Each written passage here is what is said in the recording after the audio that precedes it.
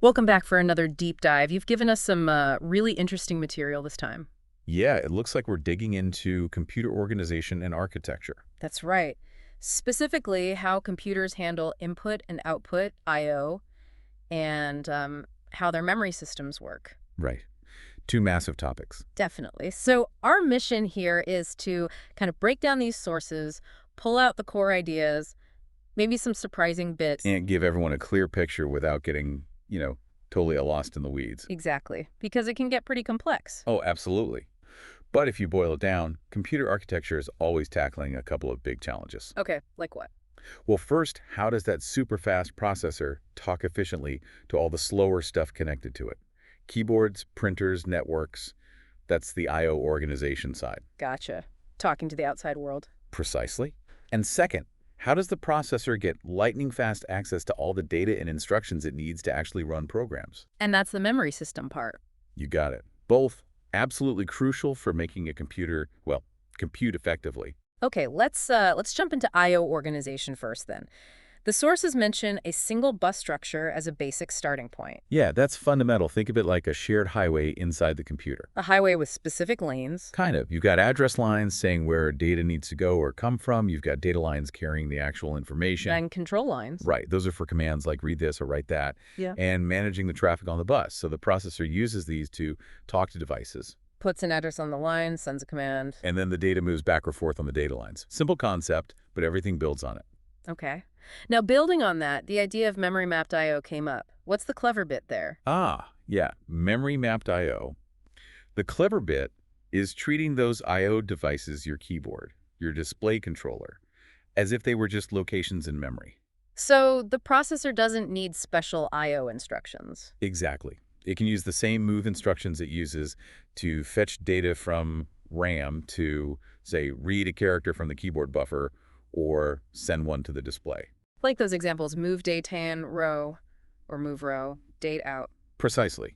Dating might just be the memory address assigned to the keyboard's input register and dating out the address for the display's output register. So it simplifies things for the programmer. Hugely. It makes the instruction set cleaner and the code potentially more portable because you're using standard memory access commands. Okay, so zooming in a bit, how does a device like a keyboard actually connect to this bus? There's this thing called an I/O interface. Right. The interface is the bridge between the device itself and that main system bus.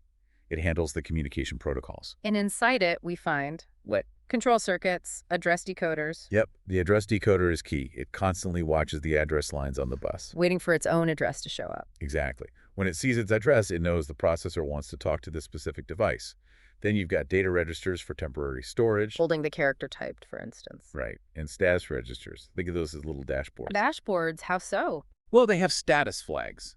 Little bits that tell the processor what the device is up to. Like the SYN flag for input, status in. Yeah. SYN might be, say, 1 when a new character has been typed on the keyboard and is waiting in the data register. And it goes back to 0 after the processor reads it? Correct.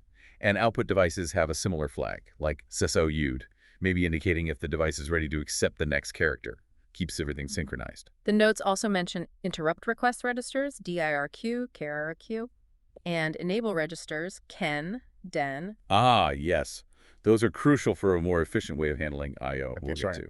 The request registers, KRQ, DIRQ, are how the device asks for attention. Raises its hand, so to speak. Exactly. And the enable registers, KEN, DEN, are like the processor giving permission. Okay, keyboard, you're allowed to interrupt me if you need to. Before we get to interrupts, though, the sources describe program-controlled I/O first, with an example program, reading a line, echoing it. Right. That example highlights the simplest, but often least efficient method. The processor is in direct control. How does that work? It uses a register as a pointer? Yep, like row pointing to where to store the characters in memory, maybe using auto increment mode to move to the next spot automatically. And it checks for a carriage return. Right. ASCII 0D, often followed by a line feed, 0A, to know when the line is complete. But the key thing here is how it knows a character is ready. It keeps checking that SIN flag. Constantly sits in a loop, reading the status register, checking the SIN bit over and over, asking, is it ready yet? Is it ready yet? That's polling. That's polling. And it's, well, not great for performance. Yeah, it sounds like the processor's just stuck waiting. It can't do anything else. Pretty much. While it's pulling that keyboard status flag, waiting for you to type, it's burning cycles it could be using for other computations. Hmm. That's the big drawback. So that naturally leads to interrupts, the alternative. Exactly. Interrupts flips the script. Instead of the processor constantly asking, the I/O device tells the processor when it's ready. How does it tell it? It sends an interrupt request signal, usually on a dedicated control line on the bus. So the processor can be doing other work. Right. They can run another program, calculate something else, whatever. Then, boom, the keyboard sends an interrupt signal. And the processor stops what it's doing. Well, it finishes the current instruction it's executing, just to keep things tidy. Let's say it's instruction I. Okay. Instruction I finishes. Then what? Then, instead of going to the next instruction, I+1, in the main program, the processor saves the address of I+1, Where does it save it? usually on a special stack or a dedicated register. Then, it loads the starting address of a special routine. The interrupt service routine, or ISR? Precisely. It jumps to the ISR, which is code specifically written to handle that keyboard interrupt and maybe read the character, store it, etc. And after the ISR is done, It executes a special return from interrupt instruction. This retrieves that saved address of I+1. and puts it back into the program counter. Exactly. So the main program resumes right where it left off, Yeah. as if nothing happened. Well, almost nothing. What about that interrupt acknowledge signal? Ah, right. When the processor decides to handle the interrupt, it usually sends an acknowledge signal back to the device. Kind of like saying, okay, I heard you. Yep. Tells the device, I'm handling your request now, you can stop signaling me. And often, the hardware automatically saves key things like the program counter and the processor status register. Minimizing the work the ISR has to do. Right. Makes the whole process quicker. Now, there's this term interrupt latency. That sounds like a delay. It is. It's the time lag between the moment the device sends the interrupt signal and the moment the processor actually starts executing the first instruction to the ISR. And you generally want that to be short. Oh, definitely. Especially in operating systems managing lots of tasks, or in real-time systems where you need to react to external events very quickly. Long latency can be a big problem. Okay, let's talk hardware. How does this interrupt signal actually get to the processor if multiple devices might want to interrupt? A common way is a shared interrupt request line, maybe called INTR. All the devices connect to this one line. How does that work without them interfering? They typically use something called open collector or open drain gates. Think of it like each device having a switch that can connect the INTR line to ground. And the line is normally held high. Right, by a pull-up resistor. So sitting at a high voltage, when any device wants to interrupt, it closes its switch, pulling the line down to ground voltage or 0. Ah, so it's active low. Low voltage means an interrupt request. Exactly. The processor sees that voltage drop on the INTR line and knows someone wants attention. The INTR signal effectively becomes the logical OR of all individual requests. But if the line stays low, couldn't a device just keep interrupting forever? Good point. That's why processors have mechanisms to enable and disable interrupts. Usually, there's a master interrupt enable bit in the processor status, PS register. So the typical flow is, Device requests interrupt, pulls INTR low. Processor finishes current instruction. Processor disables further interrupts, clears that enable bit. Processor acknowledges the device, which then stops pulling INTR low. Processor runs the ISR. Just before returning, the ISR re-enables interrupts, sets the enable bit back, then it returns to the main program. that prevents getting interrupted while handling an interrupt. Exactly. Some systems also use edge-triggered interrupts. They only react to the change from high to low, not the continuous low level. Okay, but if multiple devices pull the line low at roughly the same time, how does the processor know which one interrupted? And where is its specific ISR? Critical questions. There are a few ways to handle that. One is polling, but done inside the main ISR. So the processor gets an interrupt, jumps to a general ISR. And that ISR then checks the status register of each potential interrupting device, looking for one whose individual interrupt request, IRQ bit, is set. Finds the first one, services it. Right. Simple, but potentially slow if you have many devices and most didn't interrupt. You waste time checking. Makes sense. What's a more direct way? Vectored interrupts. Yes, vectored interrupts are much more efficient. Here, the interrupting device itself provides the processor with some information. What kind of information? Usually an interrupt vector, basically a code or an address. When the processor acknowledges the interrupts using that INTA signal, the device puts its vector on the data bus. And this vector tells the processor. It directly or indirectly tells the processor the starting address of the specific ISR for that device. No polling needed. It's a direct jump. Sometimes the vector even includes a new value for the processor status register. Much smarter. Okay, what if a really important interrupt happens while the processor is already handling a less important one? Ah, that's where interrupt nesting and priority schemes come in. Devices are assigned priority levels. High priority, low priority. Exactly. And the processor itself also operates at a certain priority level. It will generally only accept interrupts from devices with a higher priority than its current level. So if it's handling a low priority interrupt, a high priority one can interrupt it. Correct. That's interrupt nesting. And while handling an interrupt, the processor can temporarily raise its own priority level, often to the level of the interrupt it's handling, Why would it do that? to prevent other interrupts of the same or lower priority from interrupting the current ISR. Ensures important tasks finish without unnecessary delays from less critical ones. And changing the processor's priority level, that sounds like something you wouldn't want a regular program doing. Absolutely not. Instructions that modify the processor's priority, usually by writing to the processor status register, are typically privileged instructions, meaning they can only be executed when the processor is in supervisor mode, which is reserved for the operating system or other trusted system code. And if a user program tries? It causes a privileged exception, a type of error trap that hands control back to the OS, preventing the user program from messing with critical system settings. It's a crucial protection mechanism. Got it. Now, handling simultaneous requests, you mentioned polling and vectors. What about this daisy chain thing? Right. The daisy chain is another way to handle multiple devices and determine priority, especially when using centralized arbitration. The INTR line might be common. But the interrupt acknowledge INTA line is chained. Exactly. The INTA signal comes from the processor and goes to the first device in the chain. If that device requested the interrupt, it grabs the INTA, puts its ID or vector on the bus, and doesn't pass the INTA signal further down the chain. Ah, so the first device in the chain that requested the interrupt gets priority. Yep. Physical position determines priority in a pure daisy chain. If the first device didn't request, it just passes the INTA signal to the next device in line, and so on. Advantage. Fewer wires needed compared to giving every device its own dedicated interrupt and acknowledge lines. You also combine this, maybe have priority groups and daisy chain within each group. Okay, so we've talked about devices requesting interrupts. How do we actually set things up initially? Loading ISR addresses, enabling things. Yeah, the setup phase is critical. You need to tell the system where the ISR code lives. So you load the starting address of, say, the keyboard ISR into a specific memory location, often part of an interrupt vector table, like INTVSC. And you need to tell it where to put the data. Right.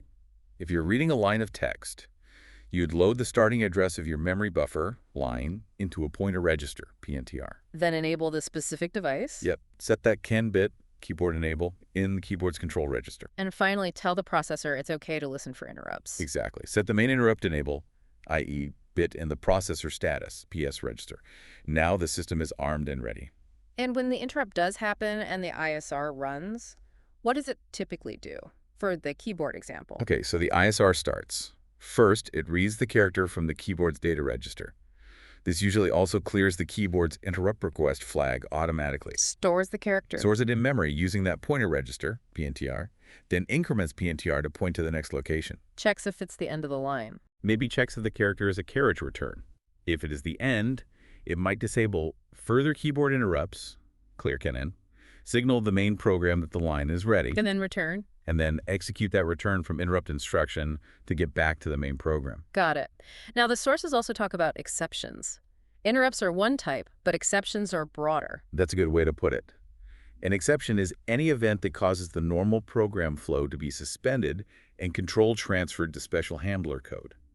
Interrupts from I/O devices are one common type of exception.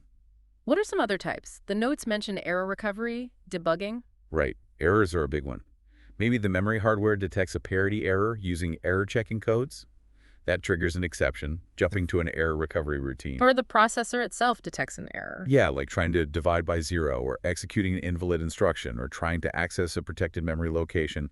Those all cause exceptions, transferring control to specific handlers, often managed by the operating system. And debugging. How do exceptions help there? Oh, immensely. Debuggers use exceptions heavily. Trace mode, for instance. Stepping through code one instruction at a time. Exactly. The debugger sets up the processor to trigger a special exception after every single instruction executes.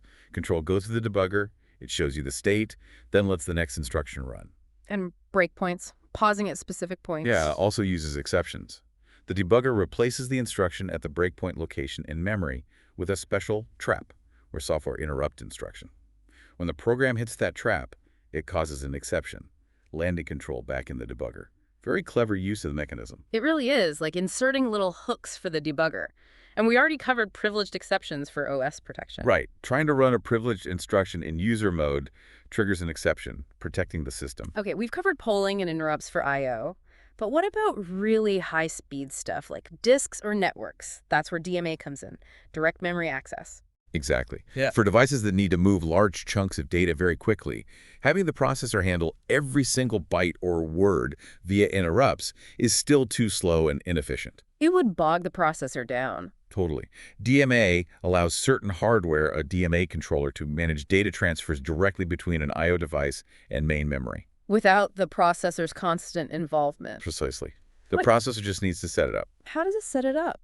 The processor tells the DMA controller a few key things: the starting memory address for the transfer, the number of words or bytes to transfer, and the direction memory to device or device to memory. And then the DMA controller takes over. Yep. It requests control of the system bus, then directly manages the data transfer between the peripheral and RAM, incrementing the memory address and decrementing the word count as it goes. What's the processor doing meanwhile? It's free. It can execute other programs, do other tasks. Once the DMA controller finishes the entire block transfer, then it typically interrupts the processor just once to say, all done. That sounds way more efficient for large transfers. It's a massive improvement. Think about loading a large file from an SSD or receiving a big chunk of network data. DMA is essential. What kind of registers does a DMA controller need? Well, it needs registers to hold that starting memory address, the word count, the transfer direction, read-write. It also usually has status flags, like a done flag. An interrupt enable, i.e. bit, so it knows whether to interrupt when done. And an interrupt request, IRQ bit, it can set to signal the processor. The notes had an example with a network card and a disk controller, both using DMA channels. How would a program use that? Okay, say you're copying a file from disk to send over the network. The OS, working with the program, would set up the disk's DMA channel.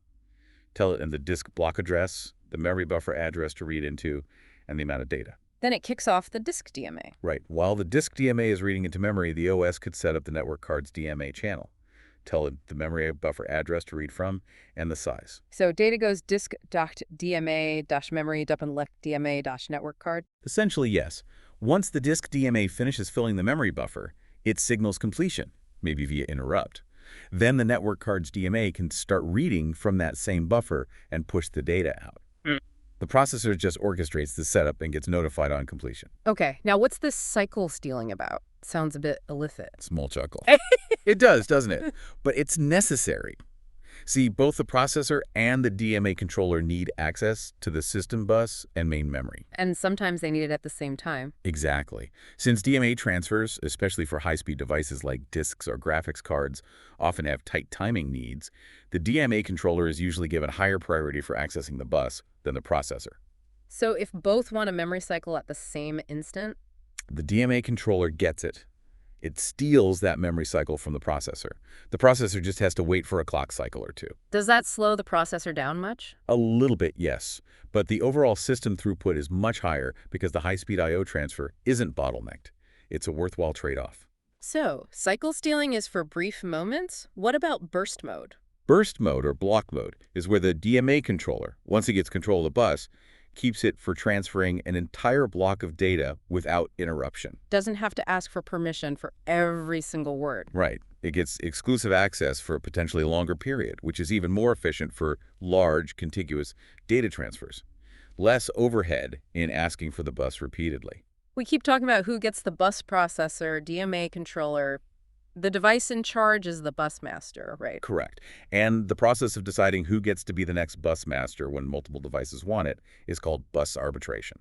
And there are different ways to do that, centralized versus distributed. Yep. Centralized arbitration means there's one central arbiter, often the processor, or a dedicated bus controller chip making the decisions. How does that work? Devices send a request. Usually, yeah. Devices assert a bus request, BR line, often an open drain line, so Multiple requests form a logical OR. And the arbiter grants permission. Right. The arbiter picks a winner based on some priority scheme and asserts a bus grant, BG signal. In many systems, this bus grant signal is daisy-chained. Ah, the daisy chain again? It pops up everywhere. The BG signal propagates down the chain. The first device in the chain that requested the bus grabs the grant signal, stops it from going further, It becomes the master. and becomes the master. Okay. It then usually asserts a bus busy, BBSY signal, to tell everyone else the bus is occupied. When done, it releases BBSY. So priority based on chain position again. Right. What about distributed arbitration? In distributed arbitration, there's no single boss. All the potential bus masters participate in deciding who wins. Ow. Each device has a unique ID number. When they want the bus, they all assert a start arbitration signal and put their ID onto shared arbitration lines, say ARB0, ARB3, usually using open collector logic. And they compare ideas somehow? Yes, simultaneously and in parallel. If a device sees a higher bit asserted by another device where it has a 0, it knows it has lost and drops out of the competition by disabling its drivers for that bit and lower bits. So only the highest idea survives on the lines. Exactly. The device whose ID remains on the arbitration lines at the end is the winner and becomes the bus master. The example with IDs 5 and 6 illustrates this. Well, device 6, 0118er, wins over device 5, 01001. That sounds more robust. No single point of failure with the arbiter. That's a key advantage, yes. More reliable. Okay, wow. That's a lot on I/O. Let's shift gears now to the other major piece, the memory system. Right, where programs and data live while the computer's running. And the notes stress how critical the transfer speed between memory and the processor is for overall performance. Absolutely. It's often the biggest bottleneck. You have this hierarchy, right? Super fast, small caches close to the processor. The main memory, like RAM, which is bigger but slower. And finally, secondary storage SSDs, hard drives, which is huge but much, much slower. The dream is fast, large, and cheap memory, but... You can't have all three. Mm-hmm. Speed costs money and usually means smaller capacity. Larger capacity usually means slower speed, but it's cheaper per bit. It's all trade-offs. So, basics first. Memory is just a collection of bit storing cells. At the core, yes. Organized into bytes or words, the number of unique addresses determines the memory size the processor can handle. Word length usually matches the data bus width. And we have memory access time and memory cycle time. What's the difference again? Access time is from request to data available. Cycle time is the minimum time between starts of consecutive operations.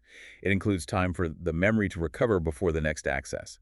Cycle time is usually a bit longer than access time. And the gap between processor speed and main memory speed is why we need cache. That's the main driver for cache, yes. Yeah. It acts as a high-speed buffer, trying to keep the data the processor is likely to need next readily available. So, moving down the hierarchy, speed decreases, size increases, cost per bit decreases. That's the classic pyramid view. The goal is to make the whole system seem like it has the speed of the fastest level and the capacity of the largest level within budget. And random access memory means you can access any location in roughly the same time. Yes. Unlike sequential access, like old tapes, cache helps speed, and virtual memory, which uses disk space, helps create the illusion of more size. How does the processor actually talk to memory? We have the MR and MDR registers. Right. Memory Address Register, MAR, holds the address the processor wants to access. Memory Data Register, MDR, holds the data being written or just read. Plus the read-write line and that MFC signal. Yep, for a read. Processor puts the address in MAR, sets RW to read 1. Memory gets the data, signals completion via MFC, memory function complete. Processor grabs data from the bus into MDR. And for write? Processor puts data in MDR, address in MAR, sets RW to write, 0W, memory performs the write, signals MFC, often synchronized with the system clock. Okay. Let's get into semiconductor RAM types. Static versus dynamic, SRAM versus DRAM. The two big families. SRAM is fast, expensive, lower density.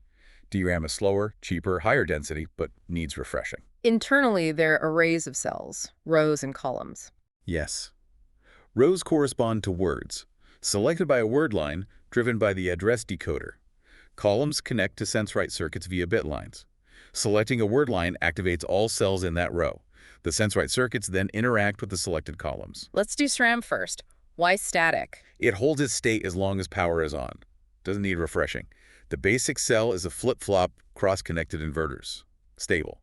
Uses maybe 6 transistors per bit. How do you read-write? Activate the word line. For read, the sense circuits detect the flip-flop state via the bit lines. For write, You force the desired state onto the bit lines, then activate the word line to make the flip-flop latch the new state. Pros, fast.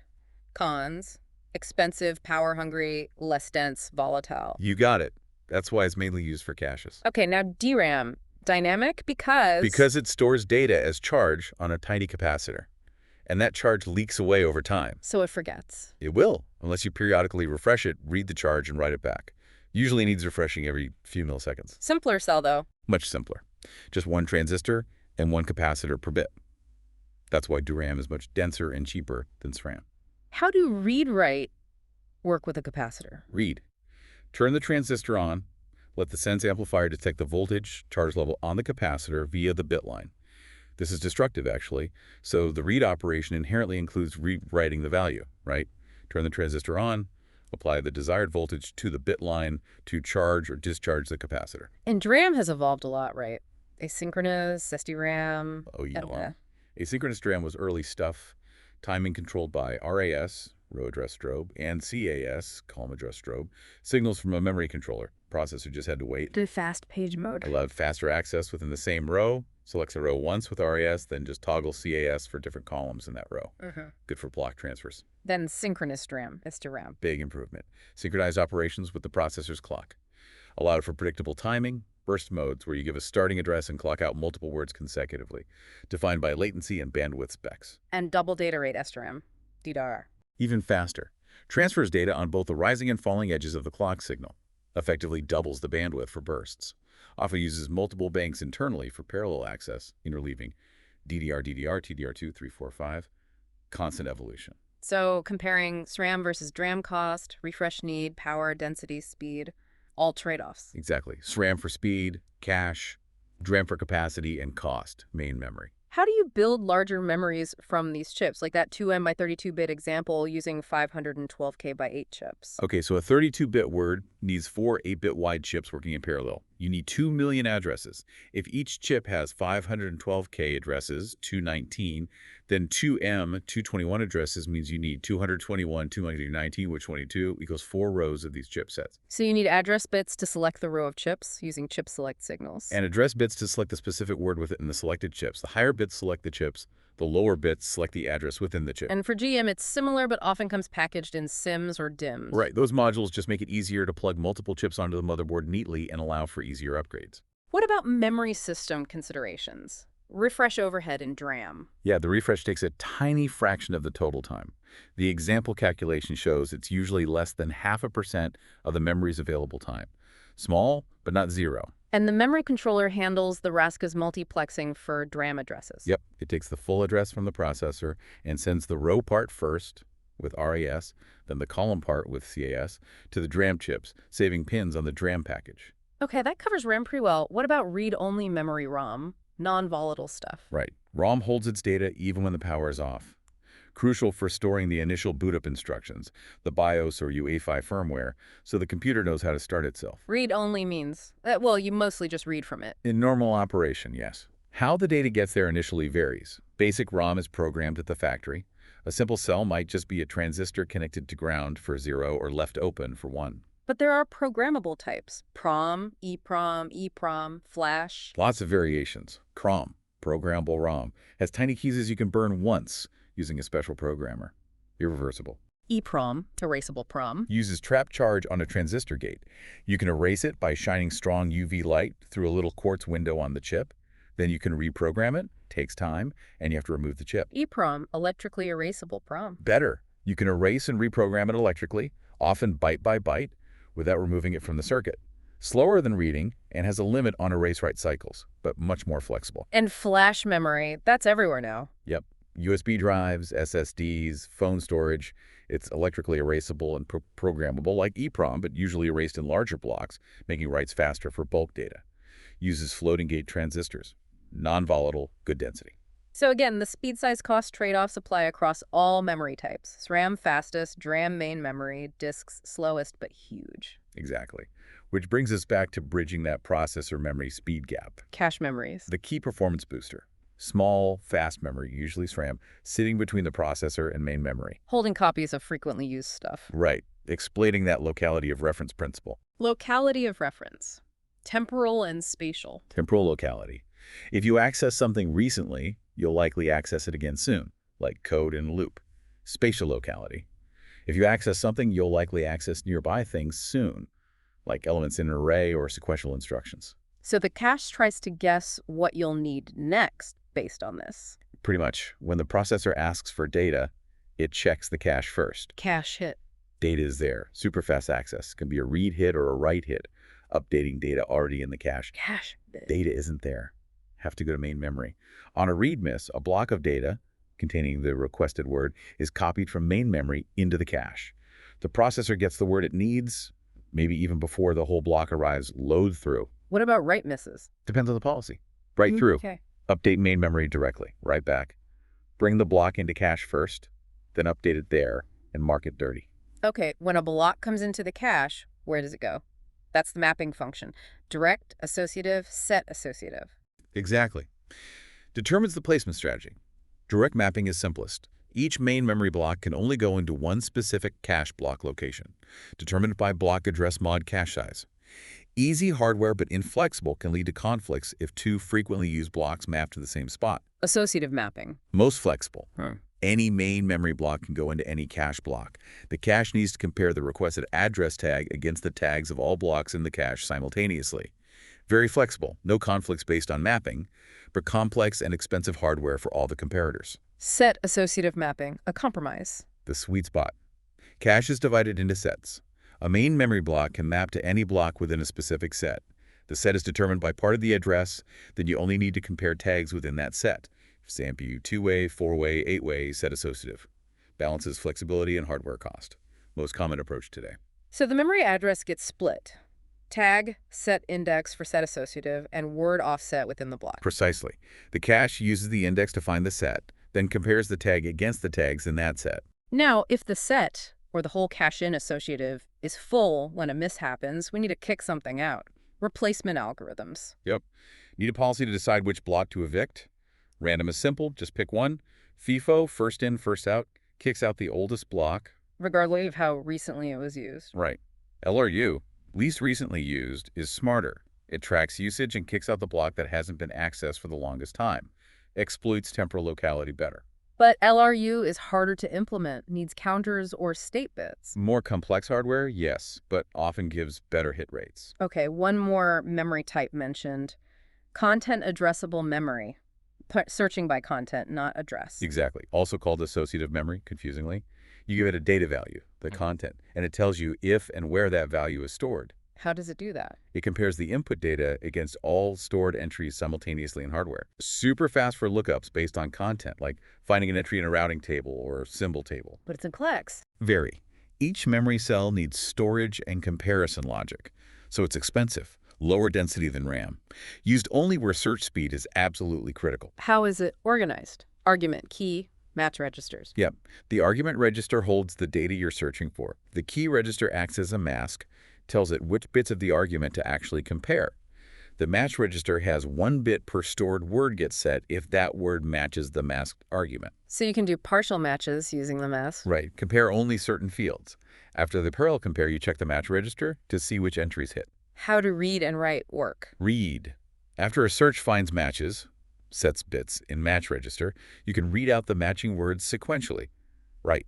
Can be address-based, like RAM for initial loading, or for inserting, deleting. You might use tag bits to track used entries, find an empty slot, write the data, and set the tag. Wow. Okay, we have definitely plunged deep into I/O and memory systems there. You certainly have. Yeah. From basic bus structures all the way to fancy caches in CAM. It really covers the core challenges, efficient data transfer with I/O using interrupts and DMA. And managing the speed versus size versus cost trade-offs in memory, using the hierarchy, different RAM-ROM types, and caching.